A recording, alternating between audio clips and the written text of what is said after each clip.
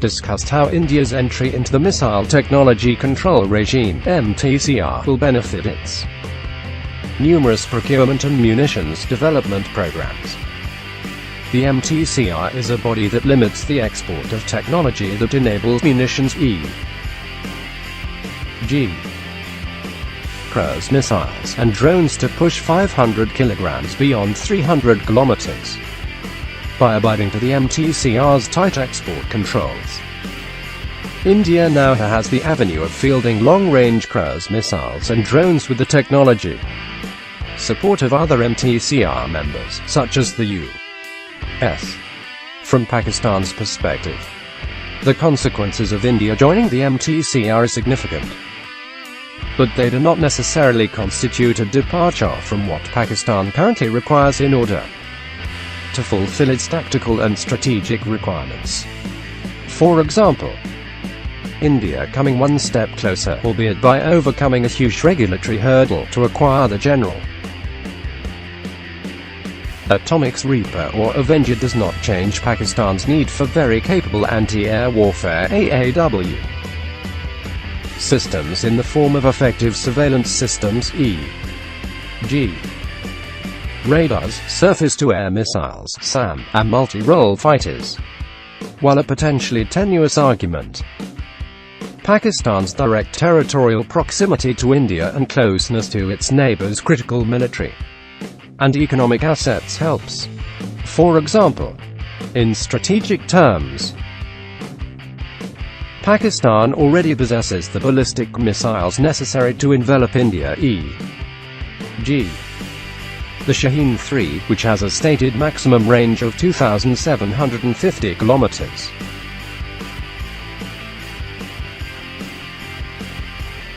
In the tactical realm, even MTCR-compliant air-to-surface munitions such as standoff-range glide bombs can cover a reasonable chunk of India's northwest operating theatre, penetrating from 60 kilometers to 350 kilometers.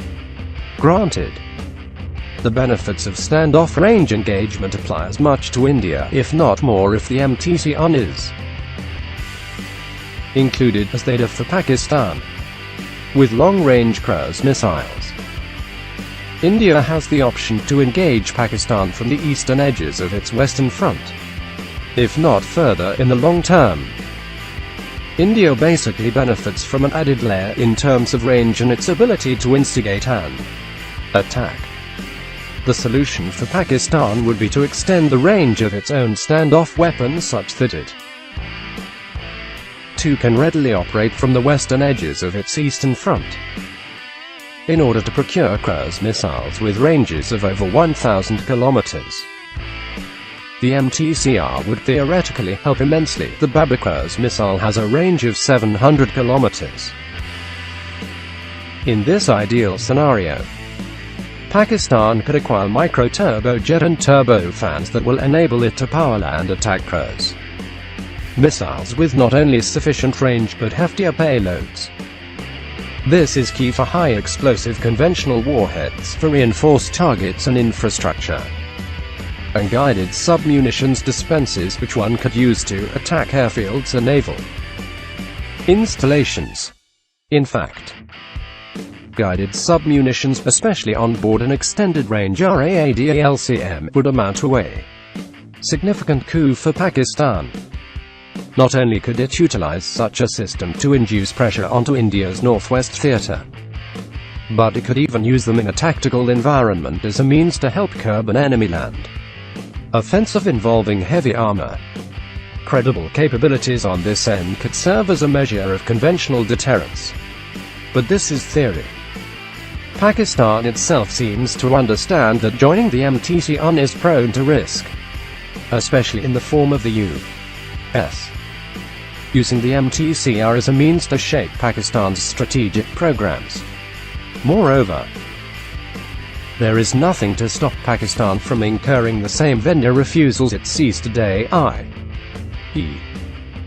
India using larger contracts and offers as a means to dissuade European suppliers from selling to Pakistan. In this case, the added benefits of joining the Mtcr will be marginal.